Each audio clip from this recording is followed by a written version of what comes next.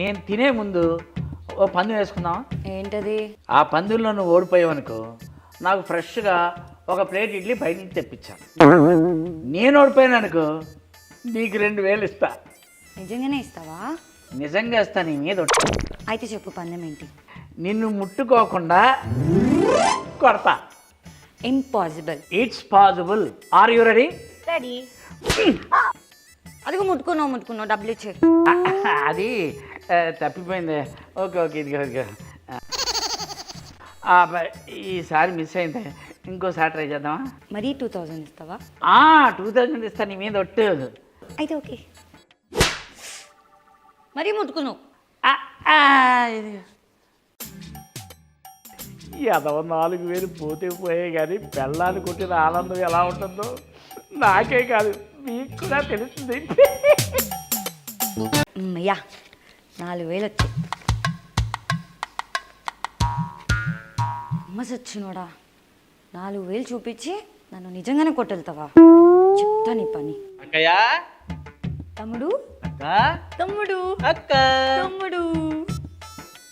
ఎవడైతే మా తమ్ముడు. నీ తమ్ముడా? అంటే నాకు బామ్మర్ది. బాబా నువ్వు ఇంకొకరు లవ్ చేసావు కదా, ఆ సంగతి నీ తమ్ముడికి తెలుసా? వాడికి తెలియదు, నువ్వు కూడా చెప్పద్దు. చెప్పను, చెప్పాలంటే చెప్పను. ఏమే రాక మా బామ్మర్ది మన ఇంటికి వచ్చాడు కాబట్టి నువ్వు వెళ్ళి వేడి వేడి పకోడీ తీసుకున్నానా? ఆ పకోడీలా నువ్వు ఉన్నావు కానీ వేడి వేడి కాఫీ తీసుకురావే. ఎలా అవునా బామ్మర్ది, నువ్వు ఇక్కడ ఎన్ని రోజులు ఉంటావు? సాయంత్రానికి వెళ్ళిపోతా బావా. అంత తొందర ఏంట్రా నీకు?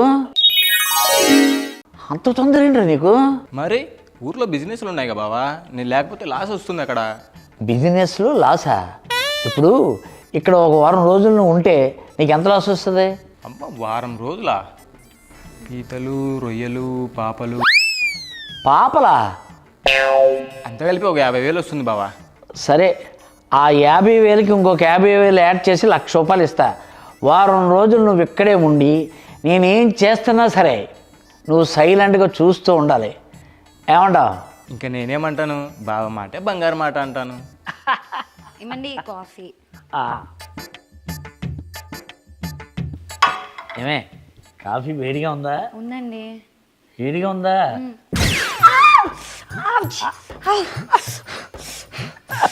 అవునే, కాఫీ చాలా వేడిగా ఉంది.